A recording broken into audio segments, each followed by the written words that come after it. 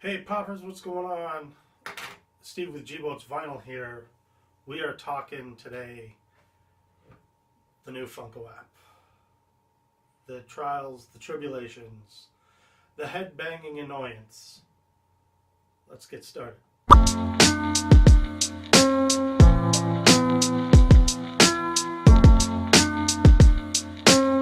Hey guys, Steve here, of course. As we all know in the internet today, the Funko app dropped. So of course, I went. Now my initial intention was to start from scratch. I wanted to have it super accurate and super on point. I figured my Stashpedia was probably missing a couple, and my PPG was probably missing a couple. So I was like, let's start fresh. Let's make it brand new. Boy, was that a mistake. First, let's start off with the pros. Having all the glams, unlike Stashpedia, was nice. Having all the glams back again now are fantastic. More accurate prices is really good. I love the more accurate pricing. I thought some were a little low on Stashpedia and some weren't high enough on Pop Price Guide. It seems that is evened out a bit more now. Really like that. They kept my favorite feature of Stashpedia, and that was the option to change your currency. So we up here in G-Boats Pop Vinyl Land, we are Canadian, so we like to keep it in Canadian things, especially since we like going to cons, and we like to make sure we have all of our stuff proper in Canadian dollars, so we know what's proper to pay for it here. So that was nice. I liked that.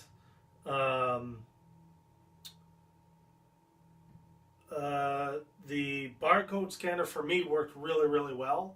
I did read on Reddit and all the stuff that people are having problems.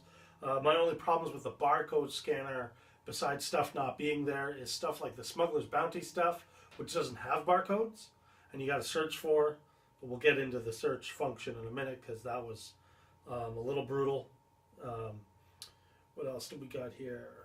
What else did I really like about it?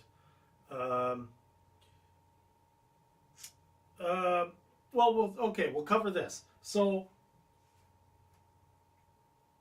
the migration. I didn't do it from the app because, like I said, I was going to do it. So I got 102 of our things in, and it was taking so long. I started close to 2 hours ago from now, and I only had 102 because I had to scan barcodes, and of course I got exclusives that I had to take out of the pop protectors because they still had the EB games and the box lunch and the Hot Topic stickers over their original UPCs, so I had to take those, had to open them up, take them out. It was a whole thing.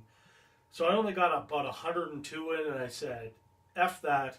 Saw that our good friends over at the Gasselcast use the website to migrate, so I just finished that off, and the migration worked perfect. Now I'm going to go through and see if it's doubled up any of the stuff that I had already put in, and go through that and see how that's going over. That's going to be for later, so I can't tell you how well, although looking at the total, it says 407, so it looks preliminary.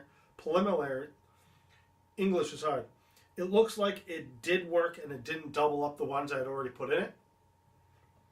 Like that. So the search function is awful. I hate the search function.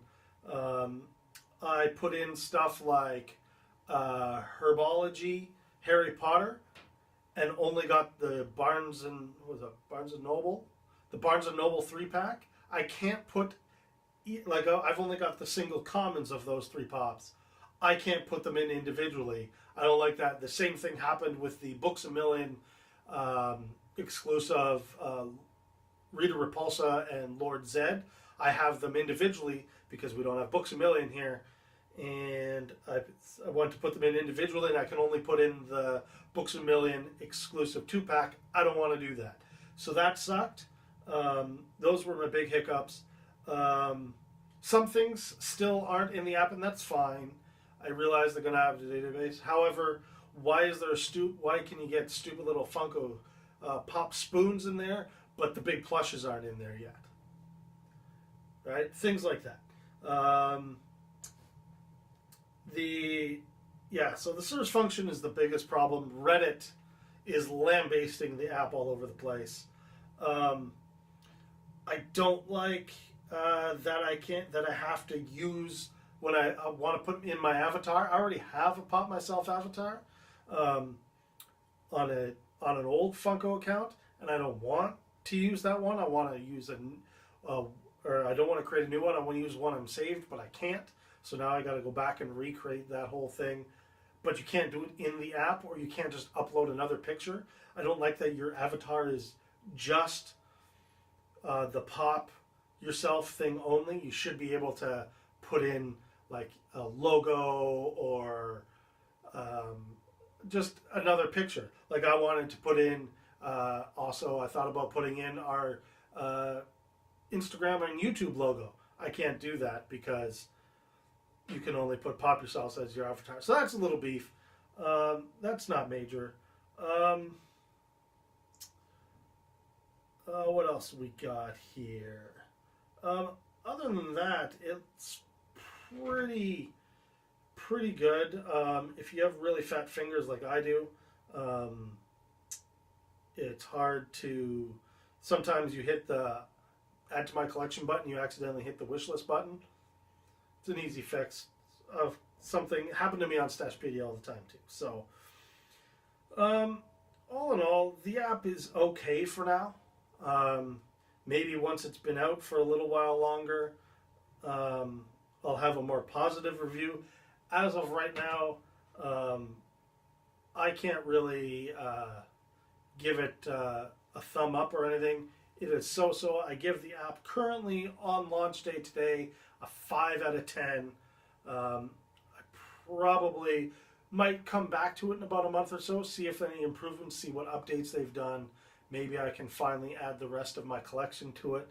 Other than that, I got nothing else to add to it. What did you think of the app? Have you uploaded your stuff? Have you migrated?